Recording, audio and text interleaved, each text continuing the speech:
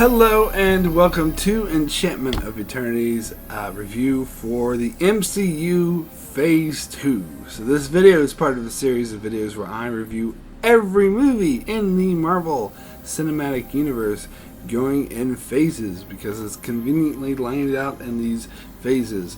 I never really got what the deal with these phases are, but whatever. Anyway, I'm here to cover Phase 2 of the MCU.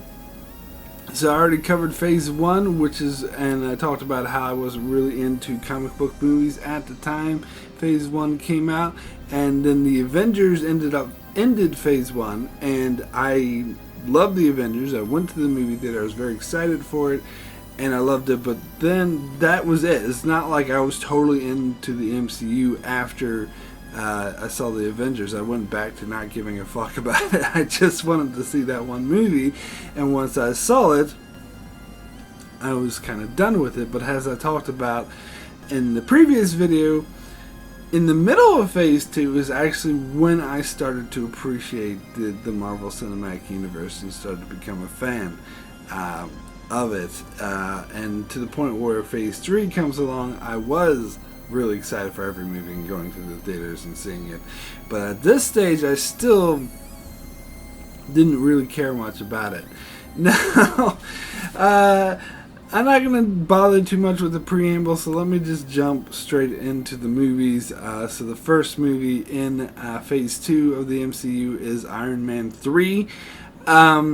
I did see this movie in the theaters, but it just so happened because this movie came out when I was at film school, and I remember we ended the day early or something, so we just had time to kill. And someone at film school worked at the movie theater, and they said, "Oh, it was not just a movie theater; it was like a really, high class one that was just done up, and it's the one in New Zealand that had the world premiere of Return of the King, so it's kind of a prestigious theater." But anyway, so she worked there, and she invited people to come along for, I don't think it was free tickets, I think it was half price tickets, because she worked there. She could offer like 6 people half price tickets, and only 3 people said they wanted to go, so there's still slots available. So I was like, hey, why not? I got nothing to do this evening, might as well just go see Iron Man 3. Otherwise, I had zero interest in seeing that movie. I can say with 100% certainty that if she hadn't invited me to come along, I would not have seen it in the theaters. I might have seen it when it came out on DVD eventually, but I was not really interested. I didn't care that I love the Avengers, and I was really excited for it, but once it was over, the solo movies did not interest me. And plus, I was never big into Iron Man. As I explained in my last video, I thought the first one was highly overrated. I didn't much care for it, and I didn't much care for the second one either. So my interest level for this movie was so low. I just so happened to be offered a half-price ticket, so I was like, got nothing else to do this evening, why not? So I went and saw it, and I pretty much felt the same way about it after I saw it. I was like, yeah, that was a good way to spend the afternoon because I had nothing else to do, but that's about it. Now, one thing I do want to talk about in this little preamble section is that the Mandarin. Because that's something in later years I've heard a lot of people complain ad nauseum about how they ruined this character. Now, I had a passing familiarity with the comic books. I read them when I was like 11, 12 years old, but I wasn't that much into Iron Man or the Avengers ones. I was more into X-Men, to be perfectly honest.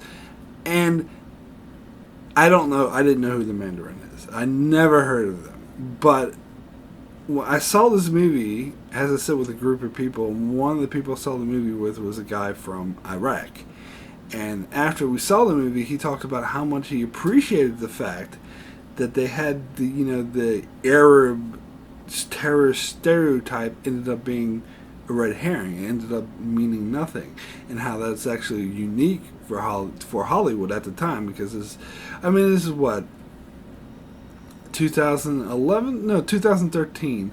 But still, through the most of the late 2000s, it was such a trope to demonize Arabs and people from the Middle East. And this guy was rightfully sick of it. And he said it was really refreshing that they turned that trope on its head. And said, now, actually, no, who you think is the evil Arab terrorist is actually just a red herring. They're just using it to delude you. And I love the social commentary behind that. So I actually loved the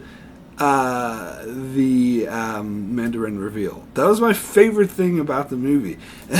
And it wasn't until like years later that I heard people complaining about it, because mind you, I was really ignorant of the comic books. Now, I'm not really blaming anyone who did hate this, because I can kind of understand, like, if you're attached to something and they take it and kind of adapt it, but they sort of spit on it and what it was supposed to be.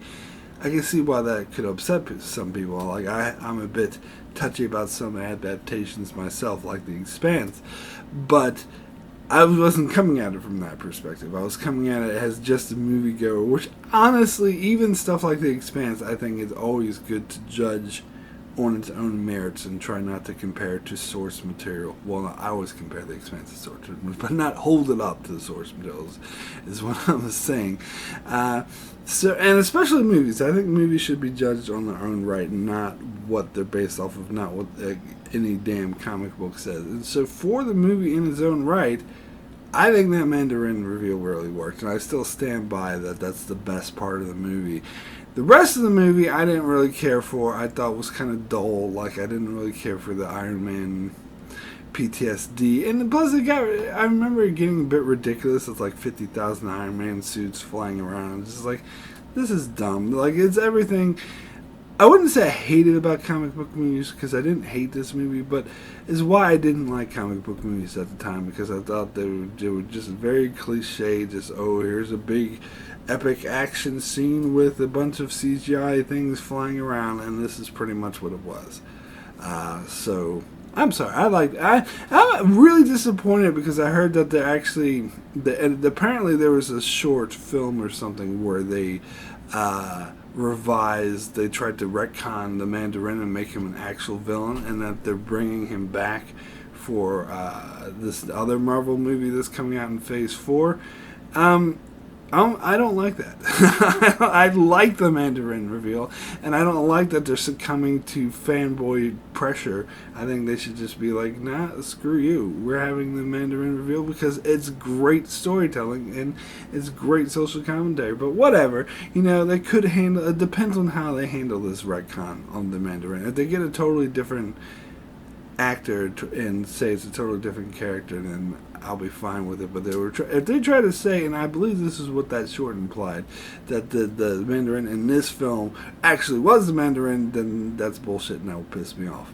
But anyway, let me go watch Iron Man 3, and then I'll come back with my thoughts, see if I changed my mind at all after watching the film just now, if it matches up with my memory at all.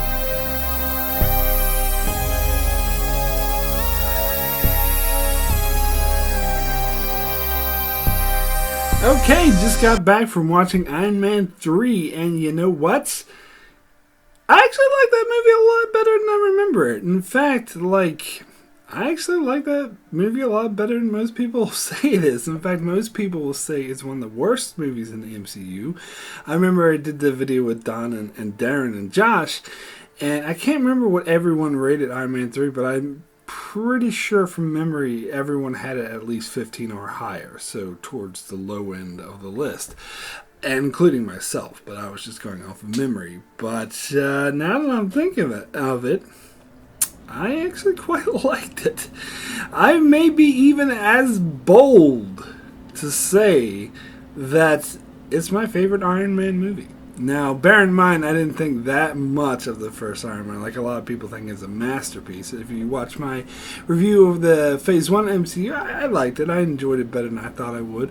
But I think I like this one a little bit better, if I'm being honest. And it's definitely better than Iron Man 2. Like, even that I don't think is nearly as bad as everyone said as well. I thought that one was decent, but I think this is the best Iron Man movie. Now, I just think it worked. I thought I was engaged throughout. Like, I think that was where it slightly improves. Like, the second Iron Man movie didn't really have a plot. It was kind of all over the place. Like, the freaking Drago, whatever his name is, like, appeared at the beginning and then showed up again at the end, and then had some irrelevant plot line with his bird that who gives a fuck about. And then Tony Stark was off doing all these other things that were completely unrelated to that.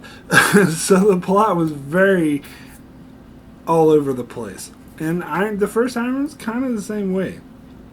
Not as bad, but I remember that the plot was kind of not very well structured. Where here, I think we have a really well structured, clear plot. And as I just said in my preamble thingy, I like the Mandarin. And if you're watching it again, I still like that. In fact, I like it even better. I think I actually love that reveal. How they wait towards the end of the movie to reveal it, and then you think like that he's this huge, like, villain, but he's just a front.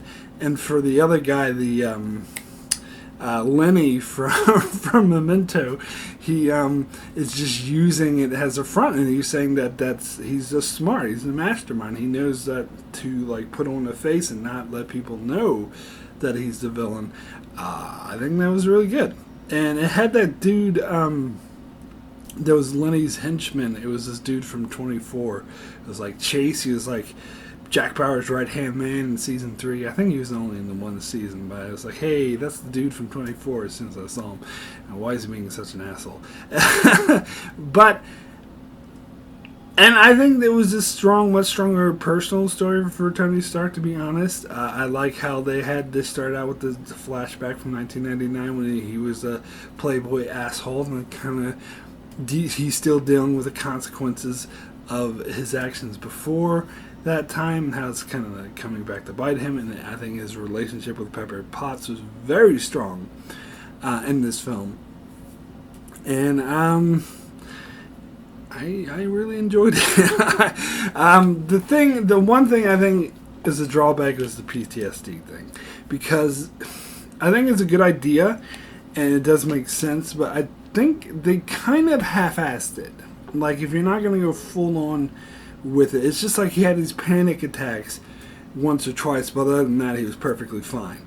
And so it didn't seem genuine to me. It felt inconsistent. Like, I think it makes total sense, and it's actually a good idea to do a PTSD storyline with someone like Tony Stark, but you have to commit to it. You have to actually do it, and it feels like they have one or two scenes, but other than that, it's like never mentioned again. So don't really buy it, and I think it was kind of inconsistent. And a lot of people complain that he wasn't wearing his Iron Man suit, like he was most Tony Stark for most of the movie, and I think maybe I even jumped on that bandwagon at one point. But watching it again, I totally disagree. I actually think that makes the movie better, because it makes him more human, that he has to, because it's for the first time, he has to, like, fight bad guys or whatever, and stick up for himself without the easy convenience of that awesome suit. So I actually like that part of it, to be honest. Now, the part with him forming the friendship with the kid, again, that seemed kind of cliche. So, I mean, I don't think it's the worst thing in the world, but I don't think it was all that necessary. And that third act, when they had all, like, the 50,000 suits, like, I talked about that in my preamble, because that's what I remember most about it becoming, like, when I first saw it in the theater, I was just like, it's such a cliche superhero movie. Oh, look at all the suits in our day. It was a bit much. I will say that. And plus having Sloan be the president of Section 31. Sloan, why aren't you out leading Section 31? It ends justify their means. No, having him do the president. The president's captured and he's hanging. Oh, we gotta save the president, and the vice president was betraying him. And was that storyline really necessary at all? Did it really have any impact on any of the characters or story whatsoever? No, not really. It just seemed like hey, let's join this thing with the vice presidents betraying them. Not really, not needed. So don't get me wrong, I'm not saying this is a great movie. I still had my issues with it. But I had my issues with the other Iron Man movie too, and I think I had a little bit less issues with this one than I did. So I don't know. I know maybe a lot of people are going to at me, but I actually think this is probably might even rank fairly highly, because once I finish watching all the MCU movies, I'm going to do my whole top 22, or how many movies are there? 20, I believe it's 22. 22 when I rank them all in order. Which is going to be very different from the order I did before when I did that other video, because I've just watched them all recently. And this might be my top 10. It might. I'm sorry. In fact, I might even go as far as to say that so far, out of all the Marvel movies I watched, this is probably my number 2, behind the Avengers. So my rating for Iron Man 3 out of 10 is a 7, very good. Now, I was very close to giving this an 8. Almost got an 8. Almost, just, but I was like, didn't quite get an 8. But all the other movies I've watched so far, except for the Avengers, which I gave a 9, all the other ones I gave a 7 or 6. So, out of the 7s, I think this one's the strongest. It was the closest one to an 8. So far, it's number 2 behind the Avengers. I don't know. I don't think it's just the Mandarin Reveal, because I've heard some people say this movie sucks besides the Mandarin Reveal, but I think it's mostly the Mandarin Reveal, which I loved. I still think that was the best part of the movie. Anyway, I don't give a fuck about these comic books. I want to judge the movie on its own. Say, who cares if the villain's a fucking comic book villain? I don't give a fuck. I judge the movie on its own merits, and on its own merits, it worked for the movie really well. Anyway, I'm sorry. Anyway,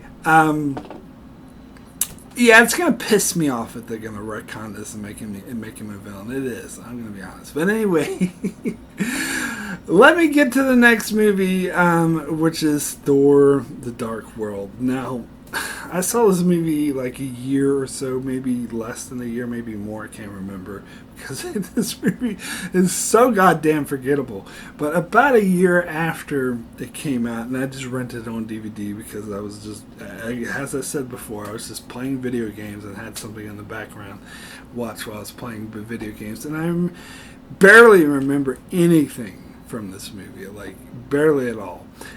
And I remember when that countdown I talked about before that I did the video I had this ranked at number 19 or 20. It was like really, really low.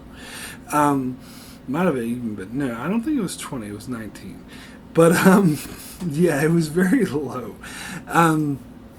Because I remember it being very unremarkable. I remember it being the definition of mediocre. Not bad. Like, I don't really think there are any really, truly bad movies in the MCU, but there's some mediocre ones. And I remember this one being incredibly mediocre, and that's pretty much all I remember from it. I barely remember anything from it. I remember the first time I saw it, they had the Darcy, whatever her name is, who's friends with Natalie Portman's character, and I think that mainly her though. That was just like, who the hell is this? And I've seen the first Thor movie. It's just I didn't remember who the hell she was. I barely remember who Natalie Portman or that other scientist was. He was in the Avengers, so I maybe remembered him a bit more. But I was like, and then I think she had an intern in this movie, if I remember correctly. I'm like, who the hell are these people? And I'd seen the first Thor movie, and I didn't remember them because they were really not memorable. Like, the whole Natalie Portman storyline in the first Thor movie is like it's like not memorable. It's so generic. And I just saw the first Thor movie a month ago. Like, I just rewatched it, and just a month later, I don't remember who the fuck they are now. Like, I barely remember. Their storyline is so fucking generic. It just does not stick in the head, and she has a whiny voice. And I keep Googling the actress because I'm sure she sounds familiar to me, like I've seen her before, but I IMDb her, and there's nothing she's in that I've watched, so I don't know where I'm recognizing her from. But, and then there's like Loki, he does some bullshit or whatever. This movie was actually referenced in Endgame, Avengers Endgame. Spoilers for that. You should have seen that if you're watching this video, so don't blame me. But they traveled back in time to this movie. So I'm curious to see, because obviously I didn't remember it when I was watching Endgame, because this movie's so forgettable. But I guess Thor's mother dies? I didn't even remember that. I thought she died in the first one. I don't know. This is such a average movie for memory, so now I'm going to go watch it, see if I feel the same way, if I feel it's just as average and forgettable. I'll see you guys soon.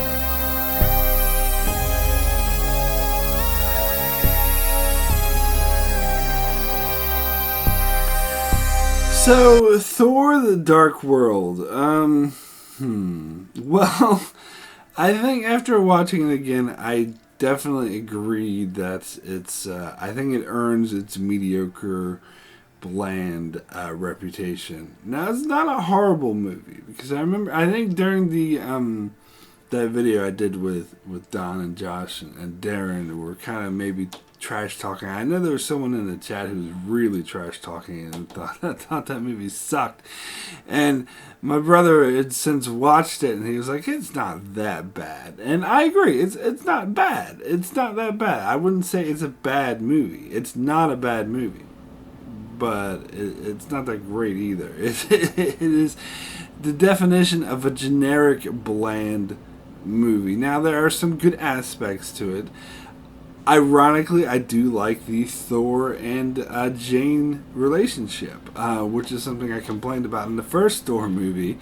And it was still kind of a drawback for this one, because it begins with, Thor is kind of pining after her, and then she's pining after him, and then when they were reunited, she like slaps him. "How dare you, be away and not come visit me," or whatever. And they only spent like a weekend together, and the romance seemed to come out of nowhere. So that part of it was like, yeah, well, why are you guys like pining over each other so much? But once they got into it in this movie, I thought it was a much more well developed. It really worked. I thought, to me, the most interesting aspect was seeing her go to Asgard and meet Thor's parents, and the way the way Odin was a total dick to her at first, like, she's immortal, get her away, and Thor was like, no, she's possessed by this thing.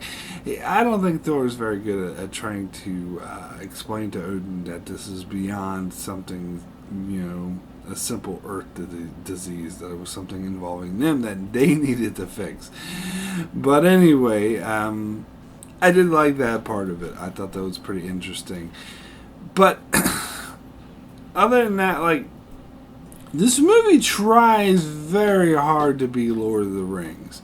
Like, particularly that prologue at the start. And I was thinking, prologues like that, when they do exposition dumps, rarely work. Like the Lord of the Rings, Fellowship of the Ring, where they had to do the exposition dump at the start. I remember, if you watch the behind the scenes, they were very, like, for the longest time, it was the thing that they were tripping up. They would have no idea how they were going to introduce all these concepts, and at the last second they decided to do this prologue, and it actually really worked.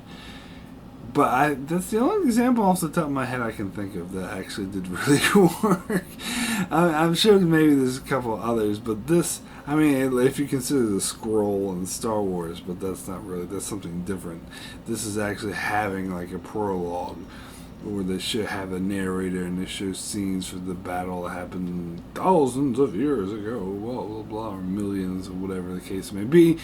And it really didn't work. I was so bored. I did not care.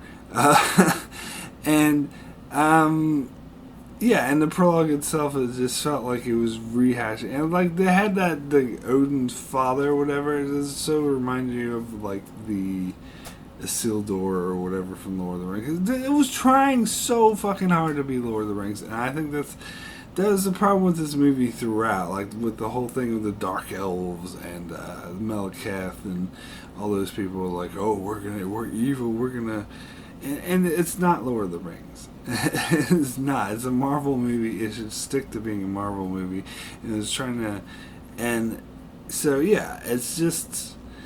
As I said, it's not horrible. Like, I was still interested enough in it. But the thing is that the villain, Malakath, was so two-dimensional. You don't even know his motivations. He wants to, like, destroy the universes when the 9 realities collide or whatever. Why? Because he's evil, I guess. That's not good enough. You don't give a shit about the villain. You don't give a shit about. See, here's the thing, and this is a lot of movies do this, is they think that the stakes, like setting the stakes, is that it will be the end of the world, is enough, but it's not enough. It doesn't matter how high the stakes is. It doesn't matter if you put Earth or the universe in danger. It's still going to come off as bland unless you can identify with the stakes on a personal level. And you kind of could for Thor's part of it. I will grant them that, which is, again, why it's not a terrible movie. But you couldn't. It just seemed really bland. Like, and I gotta say, like I said, the strength was when Jane visited Asgard. And after that, it got kind of blending. Actually, it was interesting when we went back to Earth, but when they were in the dark world, I was really bored. And even though this is when Loki died, I just found the whole thing generic. I think generic is the best way to describe this movie. It's not a bad movie. It's a good way to spend an afternoon if you're sick. Or if you're bored or it's raining outside, you got nothing to do, if you're on an airplane or something like that, it's a decent way to pass the time. But it's not an awesome movie you want to go out in the theaters and see multiple times and be like, this is a great film. It's just something, well, I got nothing better to do, so it's better than watching a bad movie. That's about it. I would say, yeah, it's not a bad movie. And goddamn, the Warriors 3 are so throwaway. I just watched the Honest trailer for this, and the Honest trailer is like, the Warriors 3 characters that are so forgettable, they recast one of them and you didn't even notice. And that's 100% right. I didn't even notice they recast one of them because I don't give a fuck about the Warriors 3. I think I'll get to Thor Ragnarok when I get to Thor Ragnarok, but I think it was the smartest thing in the world to kill off these characters. And the only people who cried about it were comic book geeks. I'm sorry, nobody else gave a shit because nobody gives a shit about these characters because they're throwaway. Who gives a fuck? Now, Lady Sif was kind of interesting, and she wasn't killed off, and it's rumored, like, people were still wondering if she's going to return. I hope she does. I think they could do some interesting things with Lady Sif. She was kind of presented in this movie as like the alternative love interest to Thor, the woman that his parents wanted him to get with, but he was too obsessed with the mortal Earth woman, which they're not really on board with.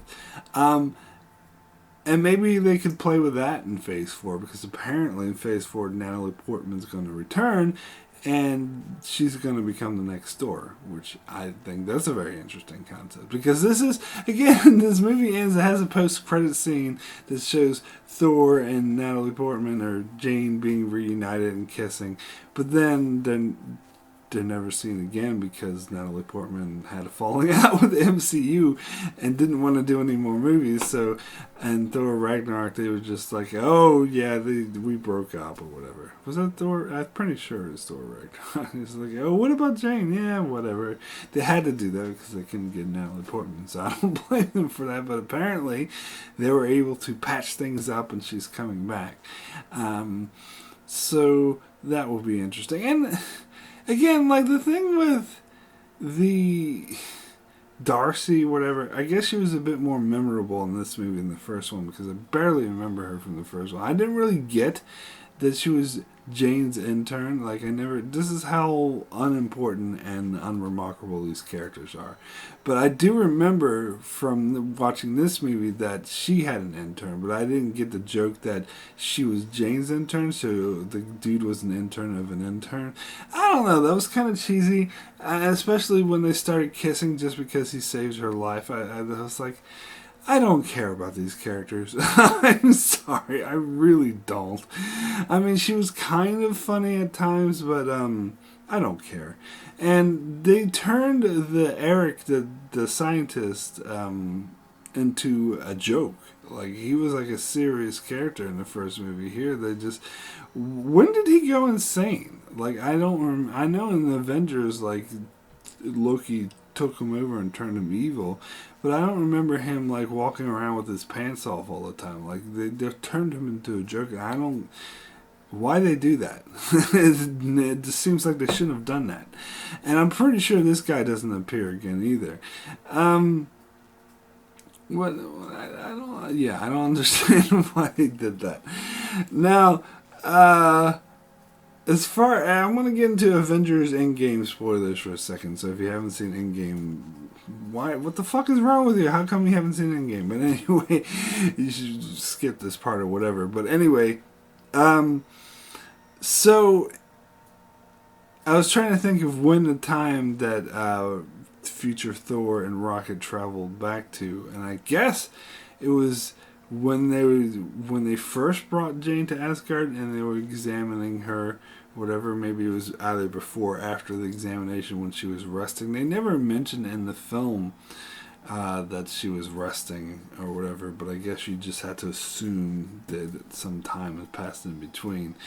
And they never call it an Infinity Stone. They call it the Ether, which really confused me, so I had to look up what the deal was. And of course there's a post-credit scene where they refer to it as an Infinity Stone, and then they refer to the Tesseract as another Infinity Stone, and I think this is the first time, if I'm not wrong, that they used the term Infinity Stone in the MCU was in this post-credit scene, which I either had not seen before or didn't remember, maybe because I had no frame of reference. I didn't know.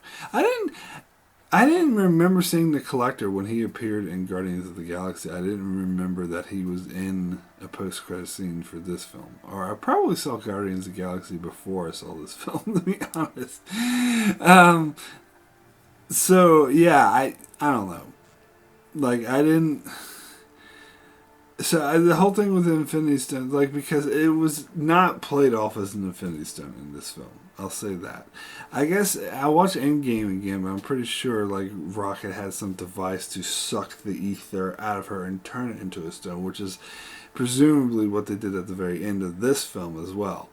But then that begs the question, because this is something I read online. When Captain America, at the end of Endgame, when he goes to return all the stones, how would he return the stone here? Because he has it in stone form, where it was an ether that was taking over Jane. Does he have that device that Rocket used but put it in the reverse to put it back into Jane?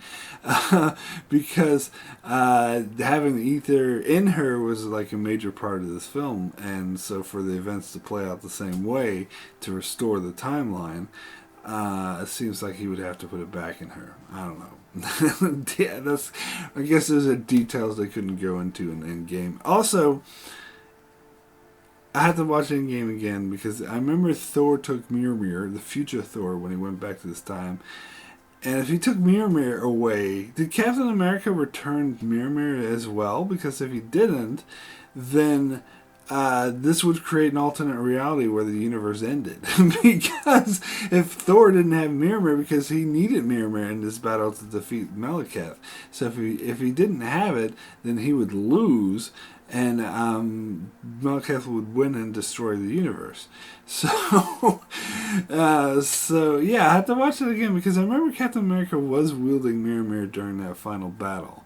I couldn't remember if he actually returned it, because that's one thing I thought when Thor took Mjolnir, future Thor took Mjolnir back to the future. I was like, wait a second, you're fucking up the timeline, because the present day Thor or the past Thor needs that. But I don't know, maybe Captain America returned that as well. I don't remember. So I guess that's enough of the in-game spoilers. Yeah, I think that's pretty much all I have to say about this movie. So my rating for Thor: The Dark World out of 10 is a 5 average. I was very, very close to giving this movie a 6. It almost gets a 6, but I think what gave me pause and made me slightly drop it to a 5 is that it's a rehash of the first film. It's basically doing the first film over again, like especially the whole thing with Thor, like breaking the rules and going against his father's wishes to leave Asgard to attack these people when Odin doesn't want him to do it, and he enlists the help of the Warriors 3 and Loki and Heimdall. Like, that's what he did in the first film. This film, even though it was interesting enough, as I said, and there were some good character beats, this overall has a lack of imagination, and they really just tried to be like Lord of the Rings. And that's why I think, again, I'll get to Ragnarok when I get to Ragnarok, but that's why I love that film so much, because I think it was the smartest thing in the world. Because in Age of Ultron, which I'm about to get to later as well, I think they were setting up Ragnarok to be another film in the lines of this, where it's a Lord of the Rings wannabe, and it's the end of the world, it's Ragnarok, oh, the world's going to destroy. And I think some people, the rare minority who hated Ragnarok, the weirdos they are, sorry, didn't like it because that's the movie they wanted. They wanted the dire epic Lord of the Rings type, oh, this is the end of the world, because that's, to be fair, that's what they were setting up for in Age of Ultron. But I think it was the smartest thing in the world to not do that, because these first two movies, especially this one, it tried to be epic. It tried to be a Lord of the Rings epic fantasy, and it just failed. It didn't suck again, but it just comes off as bland, and who cares? So it was the smartest thing in the world for them to just totally subvert those expectations and do something completely different and make it a comedy instead. It worked a million times better that way. Just my opinion, of course. and the whole thing, and some people also might have been upset because they set this big, huge cliffhanger in this film with Loki pretending to be Odin, and then the next film Thor just kind of brushes by it right away, so it makes it kind of useless. But I didn't mind that either, because I didn't like this cliffhanger. I remember when I first saw this movie and I saw the cliffhanger, I was like, it was an eye-rolling moment. I didn't think it was dumb, I just thought, who cares? It's just kind of silly. Maybe it is dumb, I don't know. Anyway, let me move over to the next film, which is Captain America: The Winter Soldier. So, in my previous video and this video, I've alluded a lot to a film in the Phase 2 that completely made me change my mind about the MCU and comic book movies in general, and it was a real strive to me not thinking comic book movies suck anymore, and it is, of course, this film, as many of you might have guessed.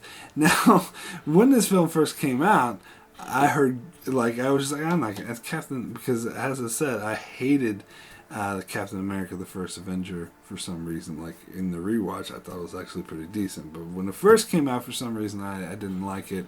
And so when another Captain America movie came out, I was like, Captain America, it's gonna suck. But then I kept hearing good things about it. Like, all the critics that I watched on YouTube, like Chris Stuckman and all these people are like saying, oh, this movie's amazing. And then the people I know, like my parents went and saw it, they're like, oh, the movie's amazing. And then my friends started being like, oh, I've heard this is a great movie. So I was like, all right, it was getting a lot of buzz. So it's getting me very curious. I still didn't see it in the theater. I still waited till it came out on DVD. But when it was, like, immediately, as soon as it came out on DVD, I went and rented it and watched it. And to my everlasting surprise, I found out that all this hype praising the movie was completely accurate. I was blown away by this movie. This movie transcended what I thought of normal comic book movies.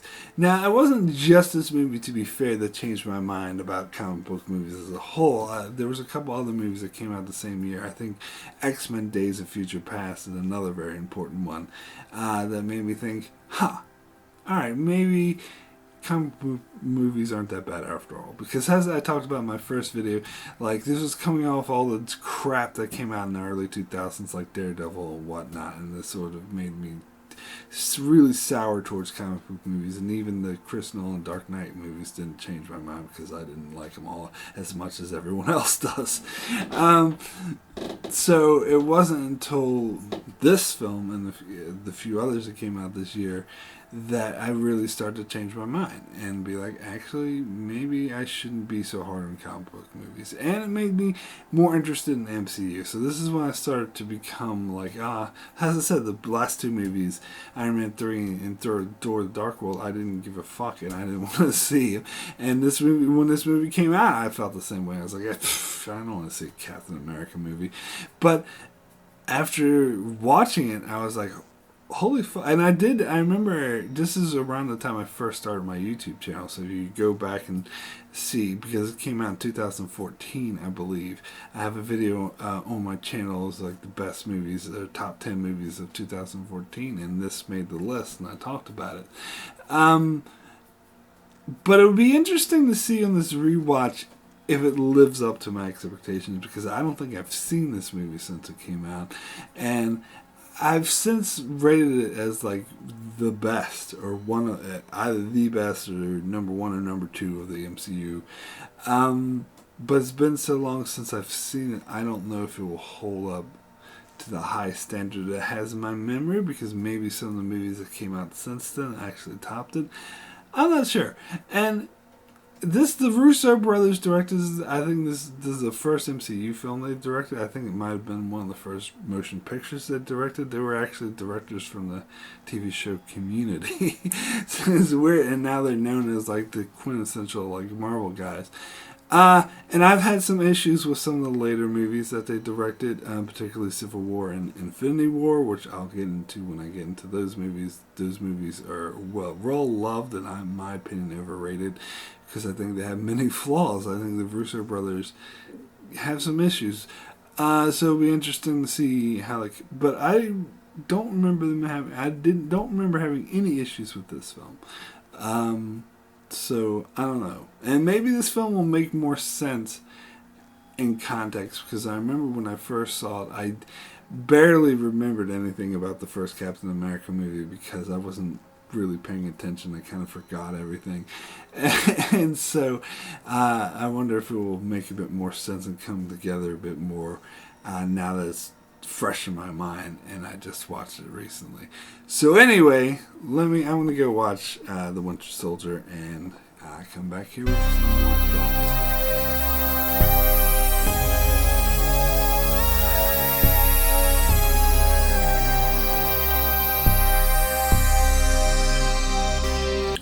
Alright, I am back from watching The Winter Soldier and from shaving, as you can see. But anyway, this movie was just as good as I remember it being, if not better. I don't think I've actually seen this movie since the first time I saw it, so I think that's it makes sense why I couldn't remember it very well or compare it to some of the later movies. Now, I think this is really, I don't want to say Renaissance, because it's not like it's going back to something, but this is really when the MCU evolved and became more than it was. I mean, don't get me wrong, I liked a lot of films in the Phase 1. I liked the Avengers a lot. I went on about how great that was, but there was a totally different tone, particularly to the solo movies that weren't the Avengers, which honestly I don't think were that good up to this point. And I think this, in fact, like, I don't know, I talked before about I don't know who came up with these phases or what the hell they mean, because I guess it was probably Kevin Feige himself. But seems to me that Phase 2 actually should start with this movie, because this is when the MCU was kind of really different from here on out, whereas the first two movies in Phase 2, Iron Man 3 and Thor Dark World, felt like a throwback to Phase 1. They felt more like Phase 1 movies, where it was, again, there's nothing wrong with that, but it felt more of, oh, here's your typical here's your typical comic book superhero movie. Whereas from now on out, and I think this is a necessity, because they realized, probably with the decline of Dark World, how poorly received that was, that they couldn't just keep putting out the same stuff, that they had to drastically evolve and do something really different. And this is the start of it. It's not like the only film that does that. I think from here on out, all the other films take the Marvel Cinematic Universe in new directions, and in fact expand it a lot. Now, in many ways, I see this movie as not just a sequel to Captain America: The First Avenger, but kind of as a sequel to the Avengers as well. Because in the Avengers, the Shield played a major part in that, and Nick Fury played a major part in that because he was the one who brought the Avengers together, and the Avengers were basically working through Shield. And we hadn't seen S.H.I.E.L.D. since then. They weren't in Iron Man 3 or in Thor Dark World. In fact, they mentioned S.H.I.E.L.D. in Thor the Dark World, and I thought to myself, when I think Darcy or someone was like, oh, try getting in touch with S.H.I.E.L.D. and not returning my calls. And like, why aren't they? Shouldn't they be? Shouldn't they be concerned with this portal that could destroy the world that's happening in London? But whatever. So this really explores that, and it really takes, redefines S.H.I.E.L.D., of course, as saying that it's basically was Hydra, or a front for Hydra. But I get the impression, because they make it clear towards the end of the film that not every single person working at S.H.I.E.L.D. is involved with Hydra. I get the impression that Hydra sort of infiltrated the top levels, mainly through Robert Redford, whatever his character was, Pierce, I guess, mainly through him, because he was working with Hydra, and he sort of somehow became the really head top guy of S.H.I.E.L.D., and that sort of trickled down with other people he would hire. And it was interesting that he wouldn't just hire Hydra people, though, because he had hired Nick Fury, even though he knew Nick Fury. I don't know if he knew he wouldn't be on board with Hydra, but he didn't tell him about it. And so this movie plays out very, very effectively. This is a very well-structured, probably the most well-structured plot of the MCU so far. I think that's very clear, because it works on so many different levels. It works as a character story for Steve Rogers, and I love how we begin with that, because that is the first and foremost most important thing, and this is very clearly his movie. And that because it deals with the personal effects of being a person out of time. And this is something they kind of touched on the Avengers, but it's because it's something they left it as a cliffhanger in the first Captain America movie, that he was a person out of time, but we didn't see how this affected him. And I felt like we should have seen more of this when we first saw him again, which was the Avengers. But I understand that was an ensemble movie, so they couldn't spend too much time on Captain America. So I love that we got that here. We got the list of all the films and and music that he missed, and we got him visiting Peggy Carter, where she's in her 80s or 90s or however old she is. And that scene was so heartbreaking. That scene was so touching, especially when I guess she has dementia because she lost her memory, and she was like, "Steve, is that you?" And that was just such a heartbreaking scene. And he was talked about how she still owes him a dance. I think the scene was definitely more powerful this time I watched it, because the first time I watched it, I didn't remember the first Avenger at all, basically. But now I had just seen it, so I could see how it plays right off of that. And of course I know who Bucky Barnes is the first time because they have that museum, which is basically just an exposition dump for those who hadn't seen the first Avenger or like me didn't really remember it, to remind you of what happened. And so that's the only way I knew who Bucky was. If it wasn't for that expedition done by, I would have no idea. But it still felt like disconnected, because the only reason I knew who he was is because they just explained it in that earlier scene. I didn't remember him from that movie at all, because as I said, the first time I watched it, I was barely paying attention to it. And so, yeah, to have that connection and that sort of be the heart of the movie, that he finds that his friend's alive again, but now has been brainwashed to be like a villain, and he has to fight him. Like that was a very emotional core. Although I will say, while I was watching this film, I did think that the Winter Soldier did not appear very much in the film called The Winter Soldier. Like, he barely appears in until like an hour and a half through is when he finally. I mean, he appears a little bit, but not much. So it doesn't seem to be about him per se. It's more about the corruption of S.H.I.E.L.D. by Hydra, and I do wonder. I haven't looked this up, but I do wonder if Robert Redford agreed to do the film after reading the script, after seeing how good it was, because it does seem like Robert Redford might be kind of above doing a comic book movie. So I do wonder if it was that he read the script and was like, wow, this is great. I'll be involved. Or they just threw a lot of money at him. Either way, I don't know. But damn, he did a good job, though. He did a great job as the villain. And I don't think... I am convinced that they hadn't come up with this plot of Hydra, of S.H.I.E.L.D. being controlled by Hydra until they wrote the script of this movie. But I do think they did a great job fitting it in. It doesn't seem like a retcon to me, even though I'm certain they weren't thinking about this in earlier movies. It's still... I think they did such a good job of... making it all work and make sense. It was absolutely amazing. So this is really, it's like a political thriller, kind of along the same veins as like Bourne Identity and like Mission Impossible or whatever, or James Bond. And I gotta be perfectly honest, I think this is one of the best ones. I like it better than any of those movies. And mind you, this is coming from someone, particularly when I first saw this movie, you did not like comic book movies, because you might think, oh, anyone who says that Captain America is better than the other ones, you might be like, oh, well, you're just a comic book fanboy, so just because it has superheroes, that's why you think it's better. Whereas for me, it's the opposite. If anything, having superheroes in it would make me think less of it. It would make me think, oh, well, fuck superheroes, it's going to be worse.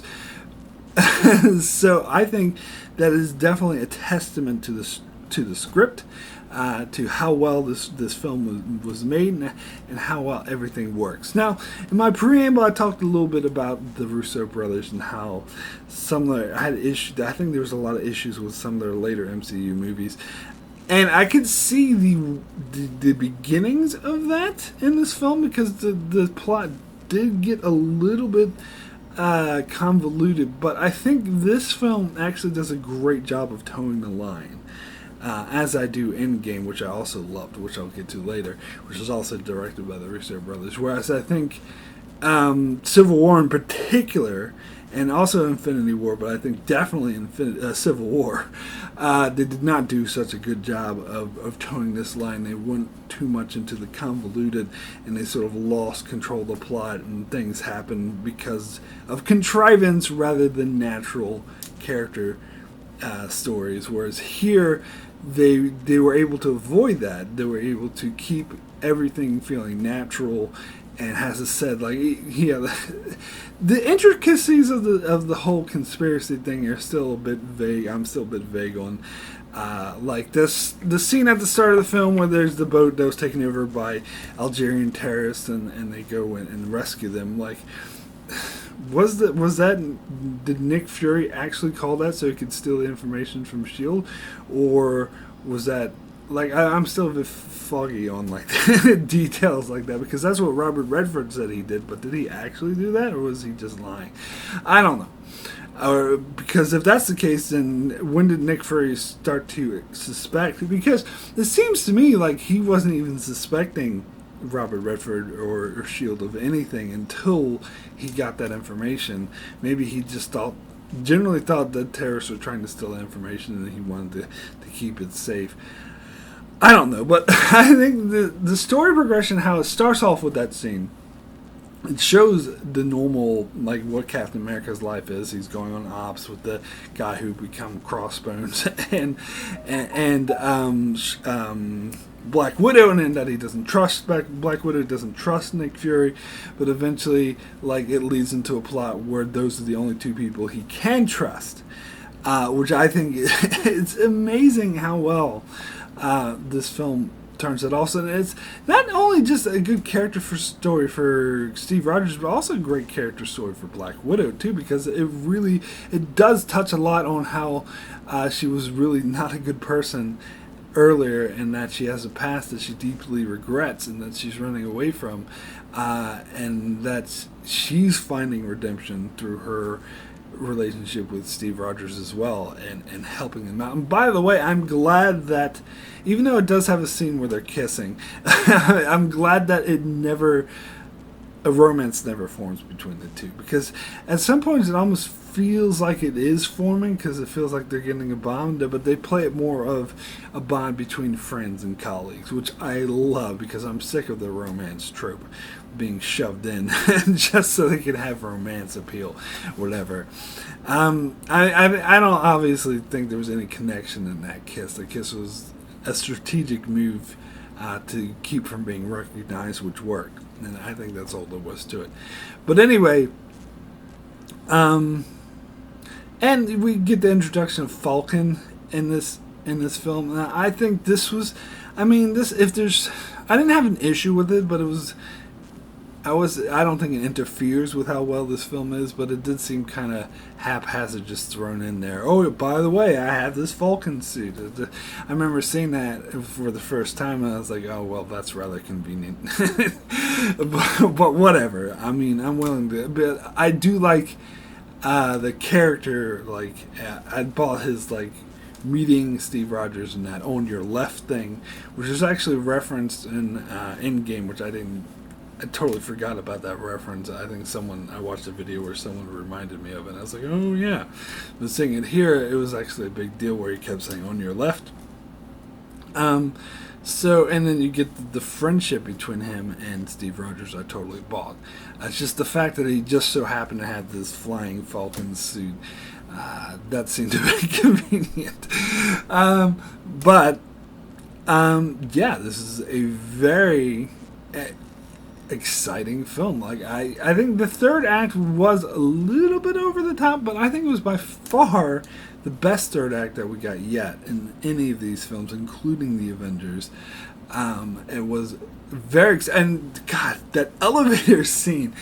Oh my God, that elevator scene was so amazing. It's probably one of the best action sequences in any movie ever, and probably, I'm going to say, the best in the MCU. Probably say, and I love how Endgame teased at doing a callback to that, but they actually didn't. Instead of, they did the Hell Hydra, which of course you get referenced here, and you find out that Gary Shandling, who actually appeared, I didn't realize this, he appeared as a senator in Iron Man 2, and then we see him reappear in this film, and he's also going Hell Hydra, and then he gets arrested at the end, and I think that's kind of unnecessary. I don't think it detracts from the film, but it doesn't really it certainly doesn't add anything to it. Okay, it's kind of like the Vice President thing they did in Iron Man 3. It's like, okay, yeah, he's working with Hydra. So what? So that's why he hated Iron Man? But I kind of liked how when Nick Fury asked Robert Redford or Pierce, when he asked him for a favor, he was like, okay, well, have Iron Man show up at my granddaughter's birthday party. It's like, it kind of proves that Nick Fury is kind of just seen as the superhero guy, and he's kind of sort of laughed at or not taking as seriously, that he's just there for publicity for all the big superheroes, when really it's Robert Redford and Hydra that are really controlling things behind the scenes, and that he's actually very ignorant to what's going on. And of course, like, it has strong, like, political statements about absolute power and how fear-mongering about building defense after war which is a huge statement around the Iraq War and after the aftermath of 9/11, where everyone was talking about building defenses and taking all your personal rights away. Where here Nick Fury at first begins the film on board with that. It's like, look, after all the aliens tried to take over New York and all this other shit's happening, we need defenses. And then it's revealed later that that's actually the whole plan. That was the whole plot by Hydra, was to create all this conflict in order for people to give up, their control, so that they could have total control, and they would use it to kill everyone or kill all the whole thing of they had this computer that can predict what everyone would do and who would be the bad guys and who would be the good guys, and so they kill off all the bad guys, leaving only those pure of heart alive. Like, very James Bondish, but I think it really works. Again, this is why it kind of feels like a James Bond-esque political thriller, and to be honest, I've never been that big of a fan of James Bond, so I think this movie is like way better personally. Just me. Anyway, I think I talked about this movie enough. My rating for Captain America the Winter Soldier out of 10 is, of course, a 10 the best. And I think I might have given this film a 9 in the past, but I'm basing it off of rewatching it and examining it. I'm giving this a 10 out of 10. I think this film is amazing. It may end up being my favorite MCU movie. I don't know. In the past, I said it was like number 2 or 3, but I don't know. We'll see how it goes. I think this is definitely the movie that actually got me into the MCU, because if I made it clear, I wasn't into the MCU before this film. I was just like, I would like the Avengers, but all this stuff I just watched so I could understand the Avengers or whatever. And this one just made me rethink my whole attitude towards comic book movies. Anyway, let me get into the next film, which is Guardians of the Galaxy. So Guardians of the Galaxy, I remember seeing the commercials or the trailers when I went to see movies. I saw the trailers for this one, and I was so uninterested in it. It just looked like a generic space movie with the Marvel name slapped on it, and I didn't really give a fuck that the Marvel name was slapped on it. Even in contrast to what I just said about the Winter Soldier. Although, to be fair, I think I might have seen this movie before I saw the Winter Soldier, if I remember correctly, because as I said, I didn't see the Winter Soldier till it came out on DVD, but I did see this one in the theater. I guess just because everyone was talking about it. But when I first saw the trailer for this one, I was just like, I don't know, it made me feel like I was missing something. It made me feel like I should already know who these people are. Especially when I saw the Marvel name, I was like, should I know who they are? Because the way they were talking about, we're just a-holes or whatever, and they're showing Rocket Raccoon, and I was like, who the fuck are these people? Who are these people? Like, who the fuck are they? I don't know, and it seems I was actually pissed off that it seems like they were expecting me to know, because with a lot of established franchises, they'll play the trailers and they'll play off of the fact that you already know about them, like a Star Trek or Star Wars movie. Here's Han Solo again. They play off the fact that you recognize the characters, and it seems like that's what this trailer was doing, but I don't know who the fuck these people are. But as I said, I heard so much ranting and ravings, and I think this is around the time I really started watching big YouTube channels like Collider and Screen Junkies and stuff on a regular basis, and all they ever talk about is MCU films. So that's when I started getting more active in the MCU, and I still watch it even though I'm not all that interested in comic book movies. But so it was starting to draw me in, and so I went and I saw this in the theater, and I liked it. I had a good time. I thought it was a really good movie. I remember laughing hysterically at a couple of gags, in particular, but the villain was kind of flat and the story was kind of cliche. So, but it was an enjoyable movie that I loved. But then I saw the reviews. People were like, "Oh, this is the best thing ever. This movie's awesome. It's amazing." And a couple of reviews even went to go as far to say that Guardians of the Galaxy is this generation's Star Wars. Whoa, whoa, whoa, whoa, whoa, whoa, whoa. Slow your roll. Hold down. This movie is nowhere near as good as Star Wars, and it's not even like a Star Wars. It's a Marvel movie that takes place in space.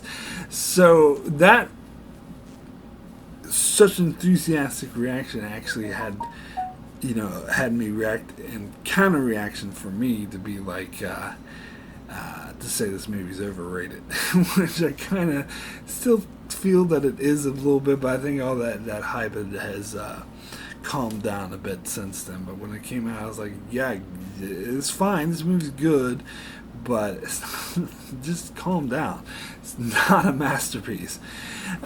So I'll be curious to see if that is still my feelings on it watching it again now, and I'll get back to you, especially in retrospect, knowing where they take these characters from here. And I'll get back to you and let you know what I think of Guardians of the Galaxy.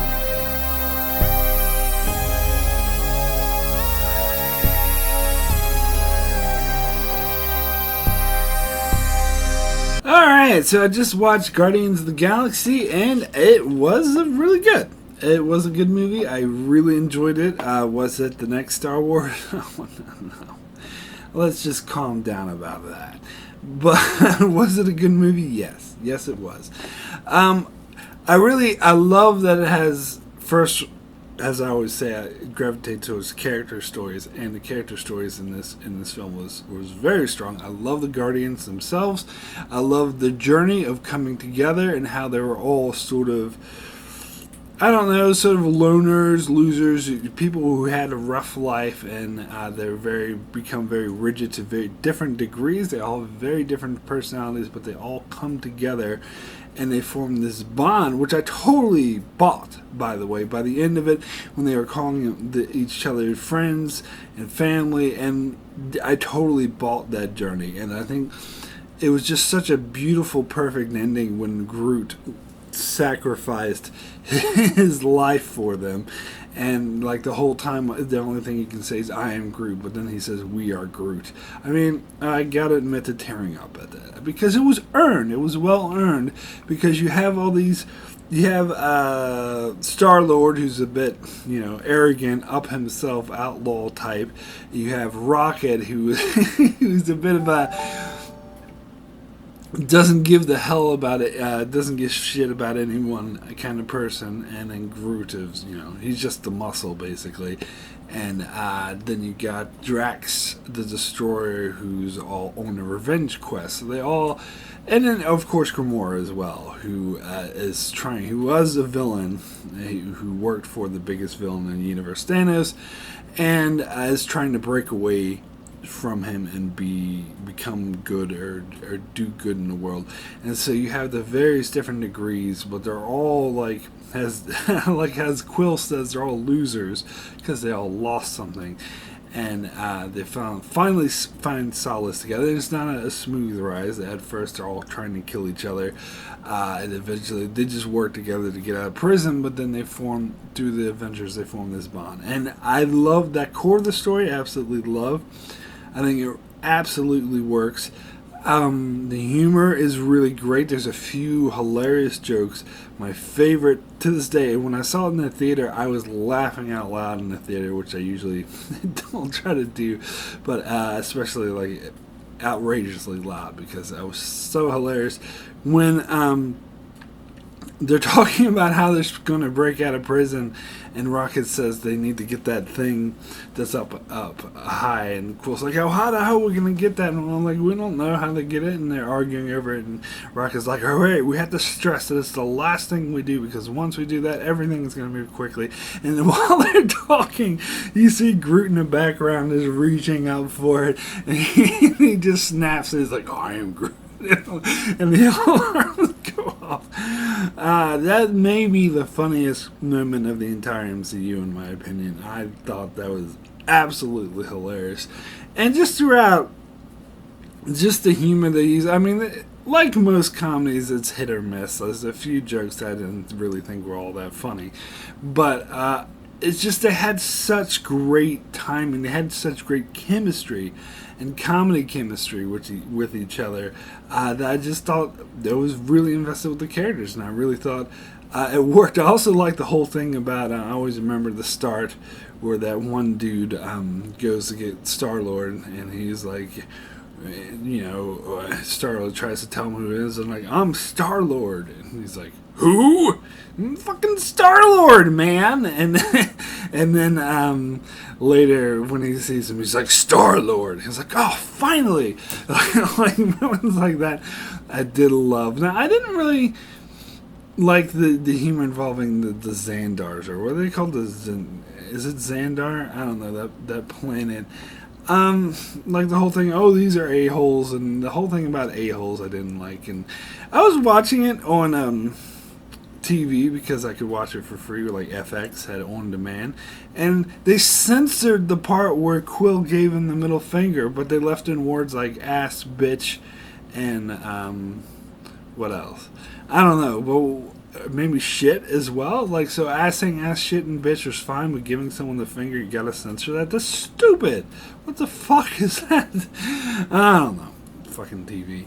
I was just a bit disappointed by that. But, because I thought that was funny. It was like going, ooh. It's, showcase the kind of person that he is.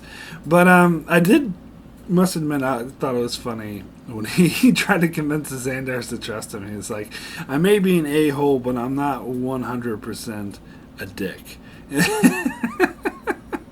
And then when the Xandarians, or whatever they call when they show up to help him, he's like, they got my dick message. That was fun.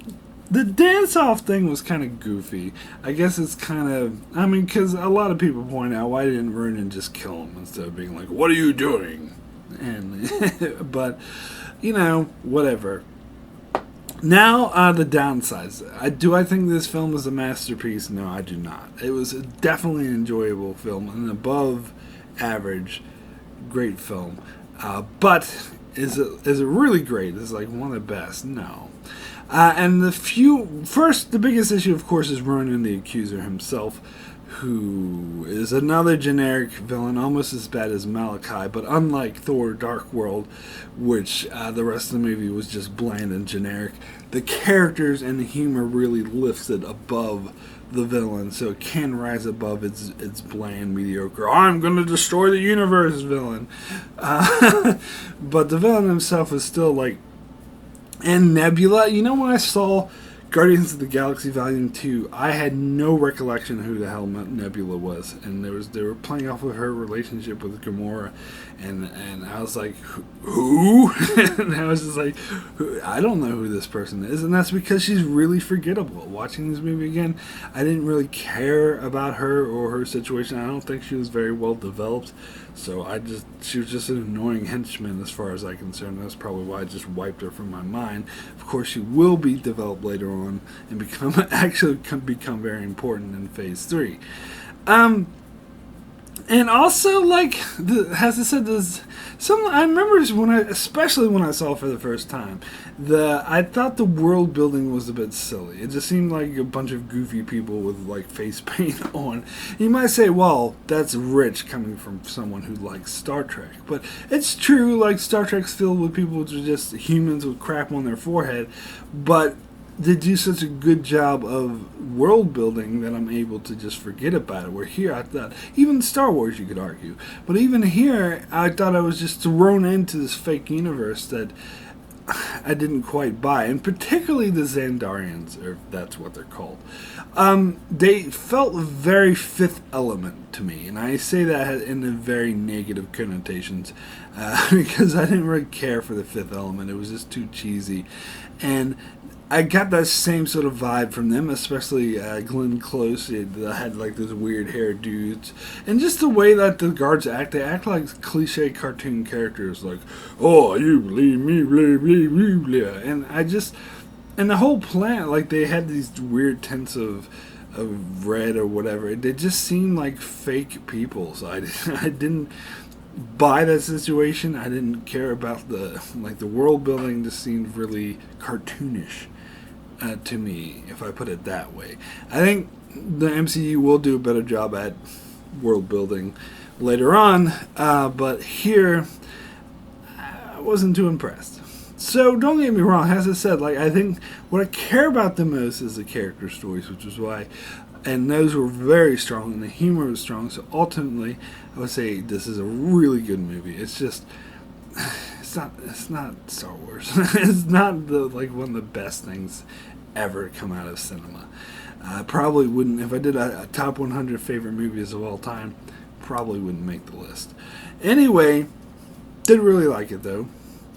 I do think it is definitely above most of the MCU movies that I've seen so far, that's for sure.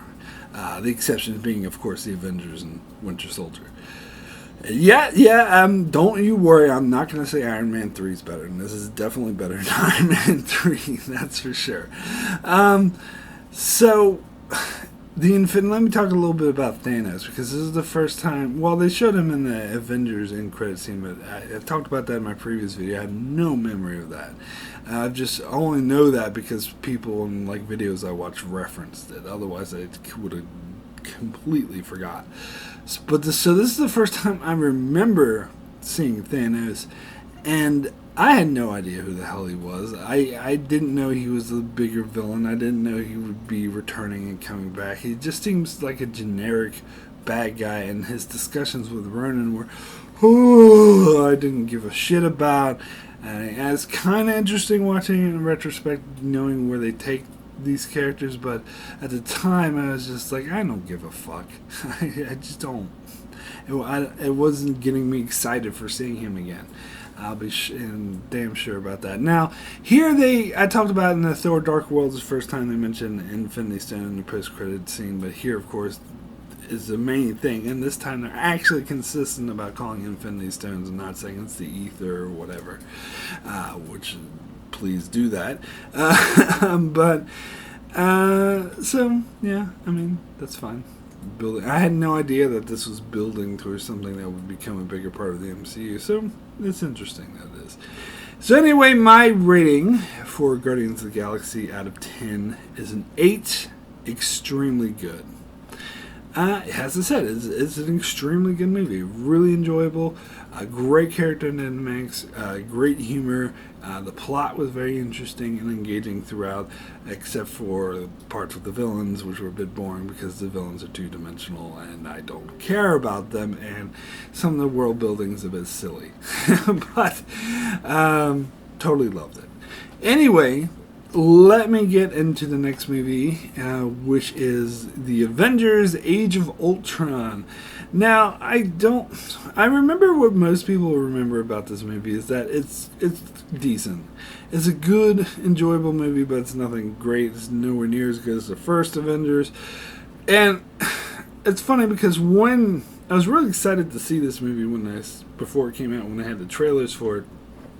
But I was watching like YouTube channels like Screen Junkies and whatnot at the time, and all they could talk about is Civil War, and it's like they were hyping up Captain America Civil War, but I was like, that was like still a year away. And I think this is the problem with trailer culture, is that people seem to get so excited for new trailers that come out, and there's all this press and everyone's talking about, oh, look at the trailer for the new movie. But when the movie actually comes out, they don't give a shit because they're just looking at the trailers for the next movies that are going to come a year later. And I felt that was really true in this case, that nobody really cared about Age of Ultron as much, that they were all focused on Civil War. And I can actually kind of see why, because I think Age of Ultron, I remember hearing that Joss Whedon, who did a great job with the first Avengers movie, said he's never doing an MC movie again after this, and that was a horrible experience, and he was completely exhausted. And from what I hear, it's the Marvel powers or whatever. The studio was heavily telling him what to do, heavily editing because we have to set up for this, we have to set up for that, we have to set up for this. Oh, you have to set this up. And watching that movie, from memory, it does feel that way. Like they're just pushing all the balls forward for what they're going to do in the future, and not focusing on the film at hand, which is a huge criticism over any other cinematic universe that tries to replicate what Marvel does, what the MCU did. And the MCU is said as the only one that actually succeeds at not just trying to set up future movies, but actually putting out good movies that stand alone. But I think Age of Ultron is probably the exception to that. I think they were focusing too much on setting up future movies. I don't know, it's just my memory of it. I know that there is somewhat interesting the character interactions with Tony Stark and Steve Rogers. Great seeing them together again. But the threat of Ultron, I don't know. Like the trailers made it look really interesting to me, but when I actually saw it, it seemed a bit silly. Like I wasn't really that impressed. But we'll see what I think on my rewatch. So I'll be back to talk about that.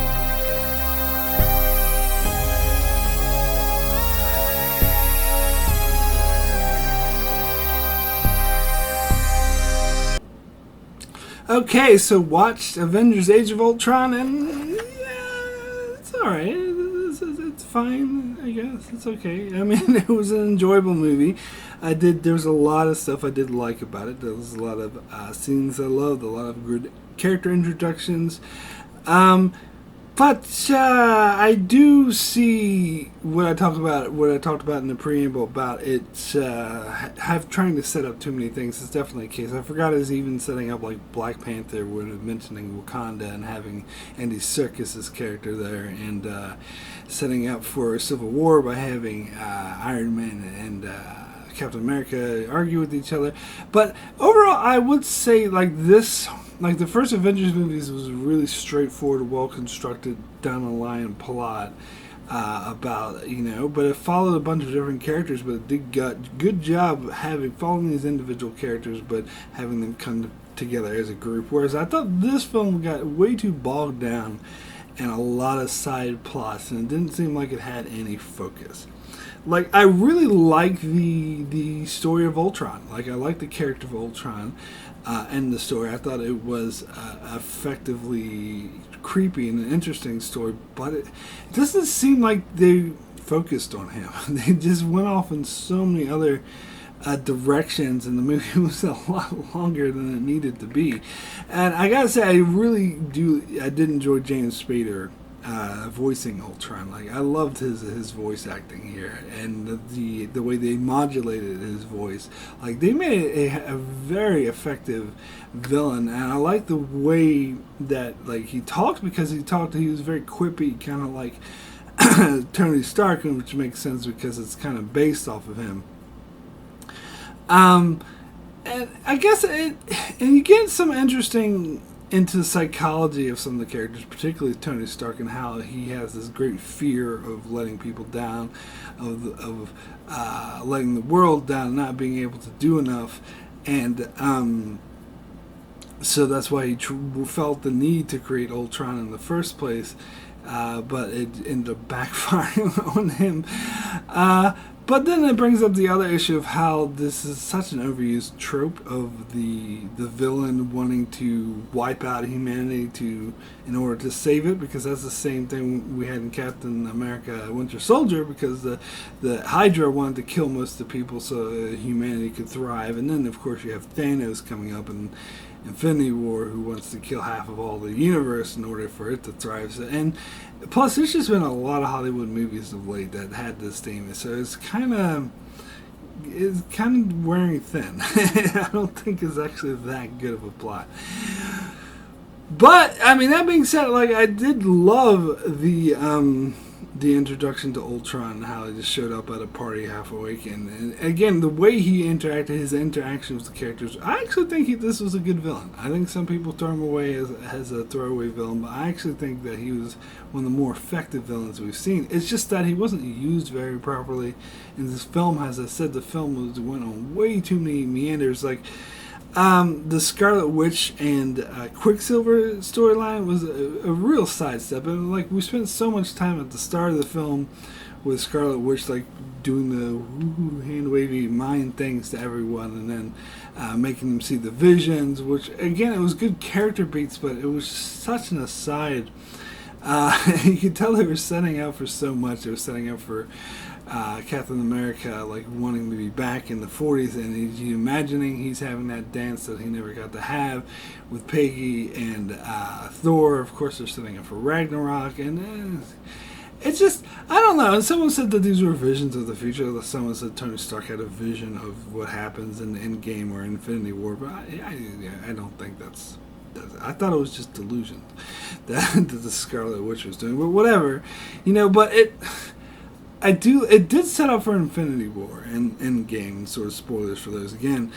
Is that, and I didn't realize. I mean, they referenced it in Endgame. I kind of got the reference, but in this movie, Captain America was scolding Iron Man for creating Ultron, and he was saying we need a protection against these alien threats, and Captain America is like, no, we face this threat together, and Iron Man's like, well, what if we lose? He's like, then we'll do it together. And then Endgame, he's like, here you go, we faced the threat together and we lost together. You happy now? Like that was actually pretty good like setup for that. I do think they kind of had this in mind.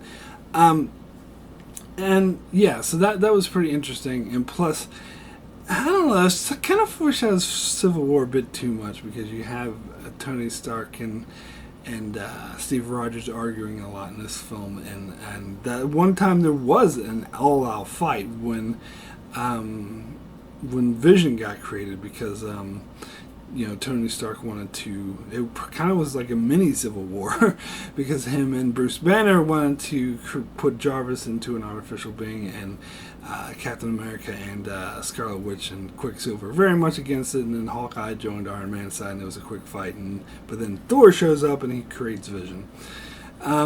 Which I don't know, I like Vision as a character, but that's kind of, he's kind of had a very, very quick, haphazard introduction. I know it seems contradictory because I'm complaining that the movie takes too many side plots and meanders too much, but it seems like Vision was kind of an important thing, and it does seem like, I don't know, they kind of explained him. I just think they could have explored him more after he was created. Oh yeah, and then there's a whole romance between Bruce Banner and the Black Widow, which was kind of, didn't seem to come out of nowhere. I'll be honest here. It's just like there's really no connection between them in previous films, and all of a sudden they're flirting towards the start of the film, and they had that whole, sun's going down, like that just seemed out of nowhere. I don't think it was terrible. It just seemed out of nowhere. And so the Scarlet Witch and Quicksilver, it's funny that they had the rights to Quicksilver, even though the Fox X-Men universe already used him, but they didn't have a right to mutants, so they couldn't make him a mutant like he was in the comic books. And so they just had a different version of Quicksilver, but now that Disney's acquired the right to Fox, and now they have the X-Men again, they can't use Quicksilver anymore unless they have it separate from the MCU, or try to say, oh, this is just a different guy, he's just using the same name. Because to be fair, I don't think they ever actually called him Quicksilver in this movie. But to my recollection. But yeah, I mean, it seemed like these people were like, they were bad guys throughout most of the film, and then they turned because of the Ultron was being a dick, and now at the very end, or at least Scarlet Witch is an Avenger again. No, it seemed to happen rather fast. She was like, I want to kill the Avengers, and then like 2 hours later, I'm an Avenger now. Like, I know they tried to explain that with Hawkeye being like, oh, if you go out there, you're an Avenger, but I didn't really like that whole speech anyway.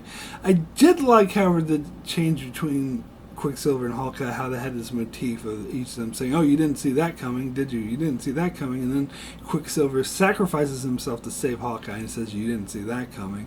Like that was good. That was nice payoff. I did like it, but yeah, it all kind of meandered a bit, to be honest. And also watching this movie with an eye, because I know what's coming in Civil War with the Sokovia Accords, and I can't help but be struck with how much they went out of their way to save civilians. Like, that was like a top priority for them.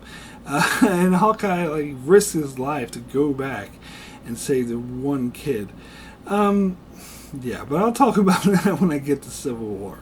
A lot of issues with that movie. But anyway, yeah, I mean, I don't know if there's anything else to say about this movie. It was fine. I liked what's his face voicing Ultron, and the James Spader, and the way they did his voice. He was a very effective villain. So anyway, my rating for Avengers Age of Ultron out of 10 is a 7. Very good. It was a good movie. I liked it. I enjoyed it. It's got flaws. It was too bogged down in a lot of shit. The plot was kind of all over the place, but I think it had an effective villain, some really effective character beats. So a lot there to like. So I do think it's if anything just as good as most of these other Phase 1 MCU movies. Cool. So now, let's get into the last movie of Phase 2, so the last movie of the video, and that is Ant-Man. Now, this is pretty interesting because you would think that they would end Phase 2 with, the big Avengers movie, but Ant-Man is kind of really an aside. It's kind of taking and I did this several times too in Phase 3. I'll talk about how they have when they had these really tense movies, because we got Winter Soldier, which was really intense, and then freaking Guardians of the Galaxy, which is really intense, and Age of Ultron, it was like epic, and then we get Ant-Man. And it's kind of like more of a low-key comedy sort of deal where the stakes aren't the end of the universe. Like, the stakes aren't really that high, and they got a comedic actor to play the superhero, and it's a comedy heist vibe, and I actually like that. I think that's a good method to, after you have all these high stakes epic tension things, to try to bring it down and simmer a bit, and introducing Ant-Man into the MCU, which, I don't know, it could be debated how important this character becomes. But I remember liking this movie quite a bit. I enjoyed it. It was originally conceived as an Edgar Wright solo movie, but then the MCU, like years before the MCU got going, but once the MCU got it going, they realized they wanted it to be a part of the Marvel Cinematic Universe, and Edgar Wright wasn't really comfortable working within that having the studio, push all these things on him. So he dropped out, and so we don't know what, from what I hear from the director who did direct this film, is that very little from that original concept remained. Some people say they could kind of feel that feel, but I've never been a huge Edgar Wright guy. Some people go crazy over his films, but honestly, I always thought they were just okay. I was never that big into them myself. So that doesn't bother me. I think the finished product was fine. I actually like their inclusion of the Avengers. It has a classic line where Ant-Man says, what you need to do is call the Avengers. And that's sort of calling out, because all the other solo films, like every time they're like, why aren't the Avengers dealing with this? And I didn't really have that big of an issue with that. I mean, it kind of makes sense, but I don't know. You can't always call them the Avengers. It doesn't seem like they're always around. Although after Age of Ultron, it kind of does, because then they have that new Avengers at the end. But whatever. Anyway, from recollection, I remember this being a very enjoyable, nothing like spectacular, but a really enjoyable, good, fun, entertaining watch. So I'll go watch it now and come back and see if that's what it is.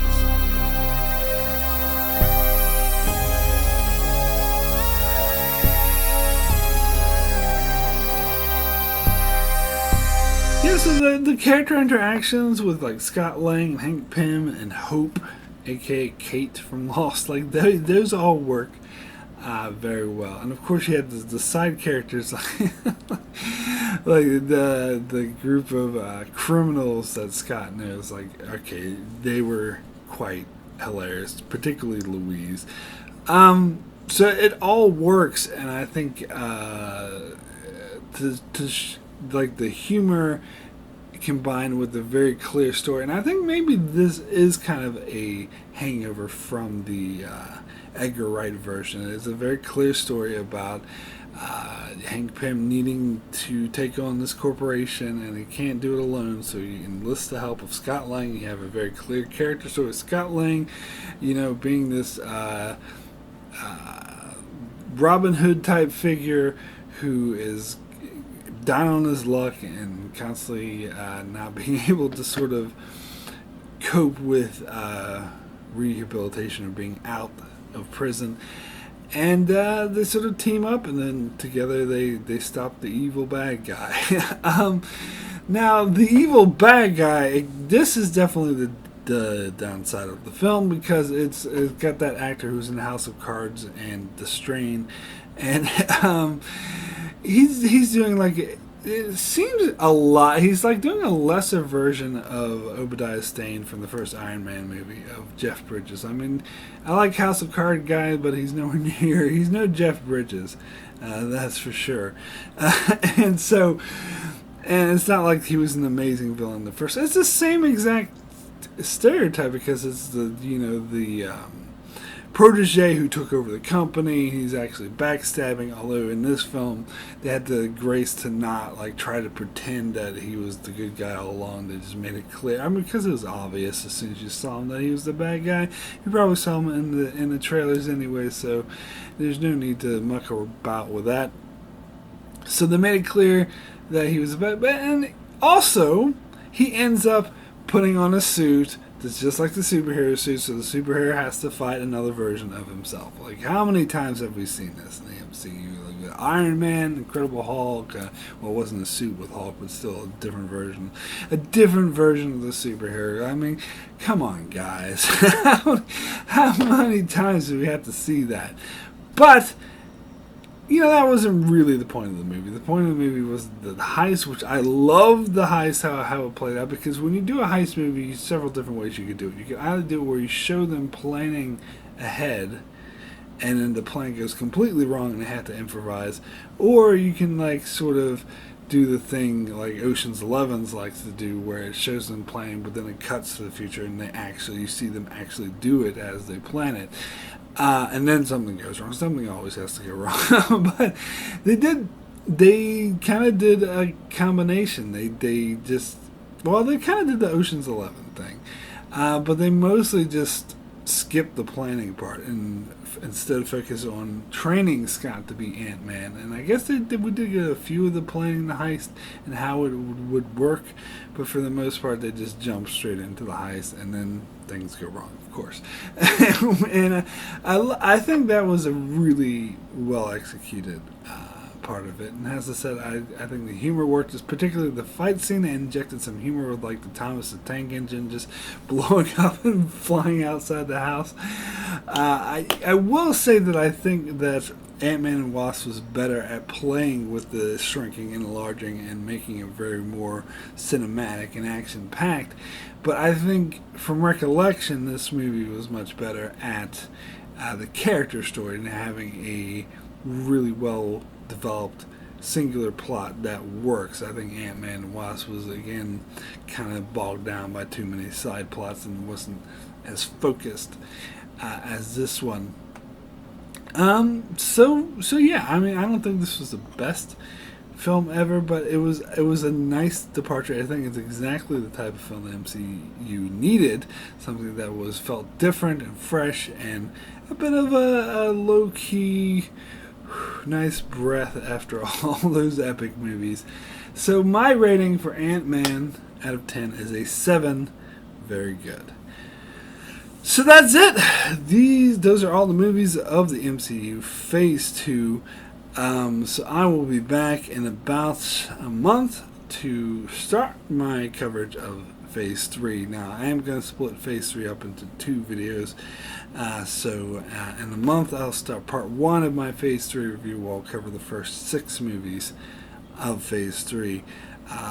Which, yeah, I think, to me, this is where the MCU really starts to develop and really starts to get intricate, because I thought Phase 2 was kind of a hit or miss. I think ultimately I'd have to say it's better than Phase 1, just for the simple fact that it had a Winter Soldier in it, because that was just a masterpiece. That was a real breakthrough. But the first 2 movies of Phase 2, Iron Man 3 and Thor Dark World, were Phase 1 throwbacks. They felt like other generic superhero movies, and the Avengers Age of Ultron was not as good as the first Avengers, because they were trying way too hard to set things up. But then, of course, Ant-Man took things in a totally different direction, as did Guardians of the Galaxy. So yeah, I do have to say Phase 2 was better than Phase 1, but from recollection, I think Phase 3 is when they really start to kick things into gear. Anyway, so be sure to check that out. Also, check out my channel, as I do many more videos on other shows like Star Trek, Lost, and more. So be sure to subscribe so you can keep up with all that. And thanks a lot for watching.